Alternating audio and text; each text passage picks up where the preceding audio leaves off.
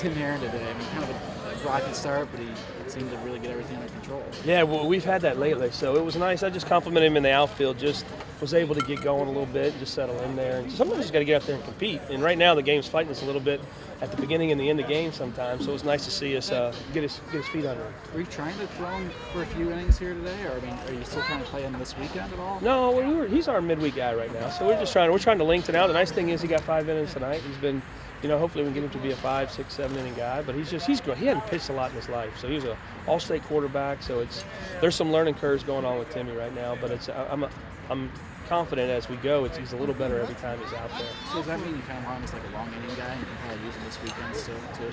Yeah, I don't know. I really hope I don't have to, which means everybody else pitches good, but he'd be available. You guys have won 10 of the last 11. What's really clicking for you?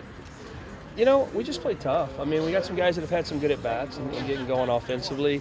Matt Lloyd's been a big piece in there. Alex Krupa really getting going. You get some hot guys. And I even think you can see Logan Sowers just day by day getting a little bit better. So I think everybody's just playing together better collectively. Coach, the suicide squeeze in the 4th inning, what did you see to give that call?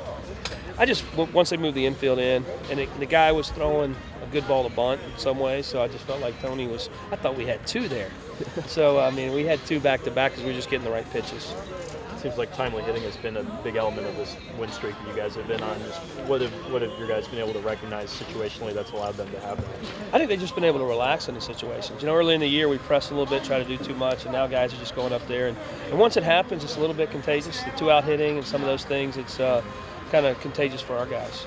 Is there when you model that small ball mentality after?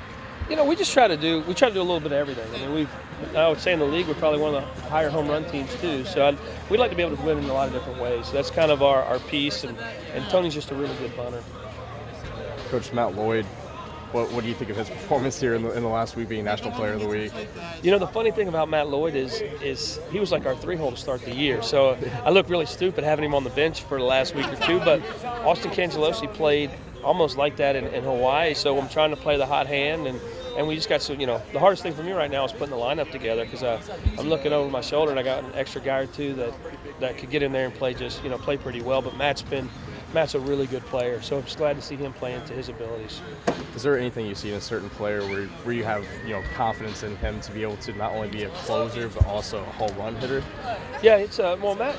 He was for his JUCO last year as a 3-hole hitter and the Friday night starter. So we when we recruited him, we kind of knew what we were getting. But Luke Miller has a lot of that in him.